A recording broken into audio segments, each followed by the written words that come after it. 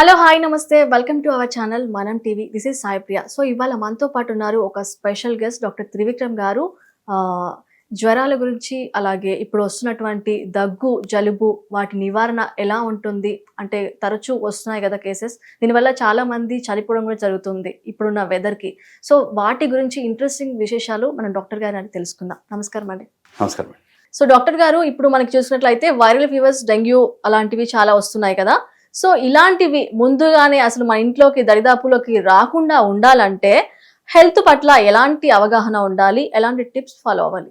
ఈ రోజుల్లో ఈ వాతావరణం మార్పు వలన, ఈ అన్ఫేవరబుల్ కండిషన్స్ వలన, ఈ ఎండలు ఎక్కువైపోయి వానలు అకాలంగా పడడము, వీటి వలన వైరల్ ఫీవర్స్ ఎక్కువైపోతున్నాయి.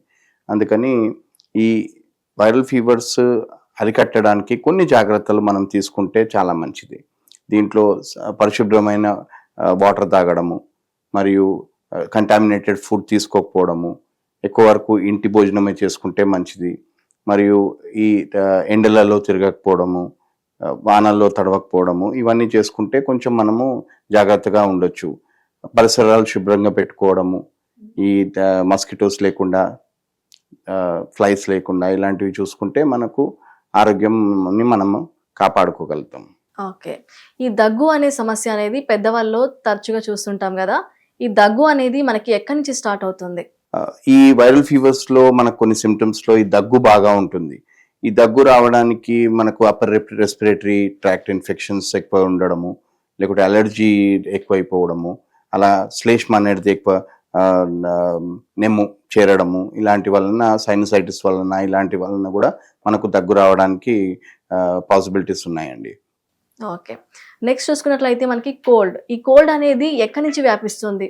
ఈ కాఫ్ అండ్ కోల్డ్ రెండు వైరల్ ఫీవర్సే కాబట్టి ఇది కంటేజియస్, అంటే ఒకరి నుండి ఒకరికి రాగలిగే ఛాన్సెస్ ఎక్కువ ఉంటాయి.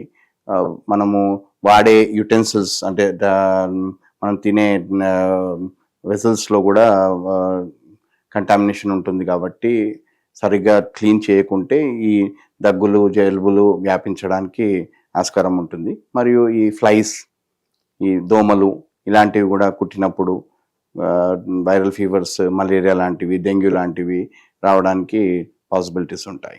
సో ఇలాంటివి వచ్చినప్పుడు మనము డైరెక్ట్గా డాక్టర్ని కలిస్తే బాగుంటుందా, లేకపోతే ఇంట్లో ఉన్న రెమెడీస్ చేసుకుంటే క్యూర్ అయిపోతుందా? Which one is the best? అంటే డాక్టర్ని డైరెక్ట్ అప్రోచ్ అవ్వాలా, ఎలా? అంటే సిమ్టమ్స్ బట్టి అండి. ఏంటంటే కొన్ని సిమ్టమ్స్లో హై గ్రేడ్ ఫీవర్స్ ఉంటాయి. నార్మల్ పారాసిటమాల్తో తగ్గకుండా ఫీవర్ కంటిన్యూగా అలానే ఉంటుంది. అప్పుడు డెఫినెట్లీ మనకు డిహైడ్రేషన్ అయ్యే ఛాన్స్ కూడా ఎక్కువ ఉంటుంది. కాబట్టి ఇమీడియట్గా ఒక ఫ్యామిలీ ఫిజిషియన్ని కన్సల్ట్ చేసుకొని కొన్ని టెస్టులు చేసుకోవడము చాలా ఇంపార్టెంట్.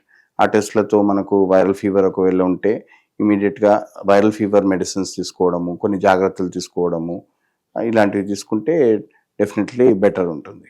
ఓకే. ఒక సాధారణమైన వ్యక్తి తను ఆరోగ్యంగా ఉండాలంటే ఎలాంటి జాగ్రత్తలు తీసుకోవాలంటే వాటర్తో సహా, అంటే మార్నింగ్ లేచినప్పటి నుంచి నైట్ పడుకునే వరకు ఎలాంటి డైట్ ఫాలో అయితే బాగుంటుంది?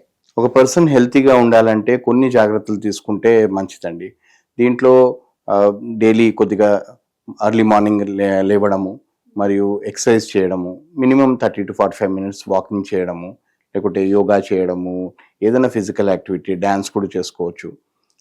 ఎక్కడికో కాదు, మన ఇంట్లోనే మనము ట్రెడ్మిల్ పెట్టుకొని కూడా ఎక్సర్సైజ్ చేసుకోవచ్చు.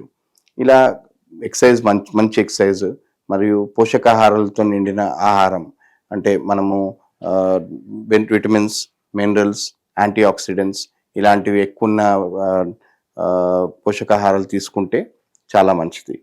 మరియు ఈ స్ట్రెస్, మానసిక ఒత్తిడి తక్కువ చేసుకుంటే కౌంటర్ రెగ్యులేటరీ హార్మోన్స్ కరెక్ట్ ఉండి మనకు డయాబెటీస్, హైపర్ టెన్షన్, ఈ బీపీ ఇలాంటివి రాకుండా ఉంటుంది. థైరాయిడ్ కూడా రాకుండా చూసుకోవచ్చు. Okay. Okay doctor, thank you.